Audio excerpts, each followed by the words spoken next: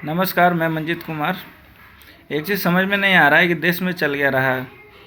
एक सोनम वांगचुक है सर, जो बहुत बड़े इंजीनियर हैं और क्लाइमेट चेंज को लेकर के उन्होंने बहुत सारे कदम उठा रखे हैं।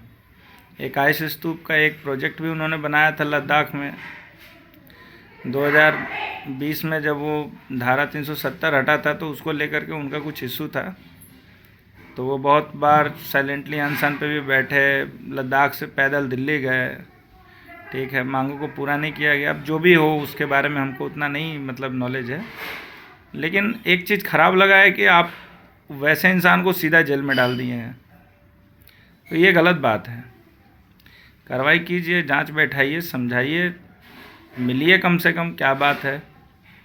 उनके ऊपर बहुत सारे आरोप लगा दिए हैं, देशद्रोही घोषित कर दिया गया। अरे ऐसे थोड़ी होता है यार, कल कोई आदमी अगर अपना डिमांड करेगा आप उसको देशद्रोही घोषित कर देंगे?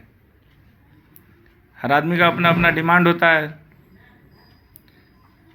ऐसे ही केस हुआ था नंबी नारायण का, आप लोग को याद होगा। 1992 में क्रायोजेनिक इंजन को लेकर के बहुत बड़े साइंटिस्ट थे नंबी नारायण, उनको भी इसी तरह फंसा दिया गया, देशद्रोही का चार्ज लगा दिया गया, 2-3 साल उनका खा गया।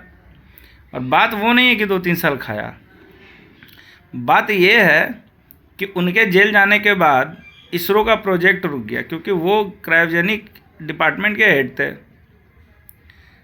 और 10 साल बाद जा कर के इसरो ने उस पर काम करना शुरू किया, क्योंकि वो तो कोई भी बड़े प्रोजेक्ट का बेस चुटकी बजा के निकाल देंगे, लेकिन उतना पढ़ाई करने में अगला इंजीनियर को बहुत टाइम लगेगा। आखिरकार 96-97 में उनको फ्री कर दिया गया। बिल्कुल, सीबीआई ने बोला कि सारे केस फर्जी हैं, ये सुप्रीम कोर्ट ने भी बोला सारे केस फर्जी हैं। और लेकिन बात है कि 2-3 साल उनके परिवार के ऊपर क्या बीता। देशद्रोही का चार्ज कम तो होता नहीं है। हम कुछ डिमांड करेंगे, हमारे ऊपर देशद्रोही का चार्ज है, हमारा बाल बच्चा का जीना हराम हो जाएगा। हम लोग चुन करके लाए हैं जिनको, कम से कम उनको इतना समझना चाहिए कि आदमी कौन है सामने वाला। कोई चलिए, अगर मान लीजिए कि कोई क्रिमिनल होता या कुछ वैसा चार्ज उसके ऊपर पहले से होता तो आप चलिए शौक से कर सकते थे, लेकिन ट्रैक रिकॉर्ड देखिए उस आदमी का।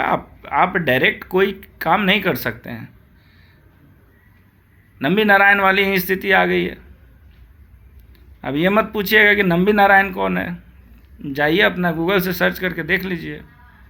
Thank you.